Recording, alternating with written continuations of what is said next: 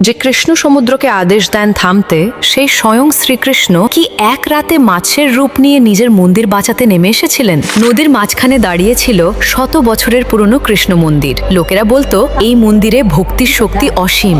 এক বর্ষার রাতে হঠাৎ ভয়ঙ্কর বন্যা এলো। নদীর জল ফুলে ফেপে উঠল। গ্রামের মানুষ চিৎকার করতে লাগলো, মন্দিরটা ভেসে যাবে।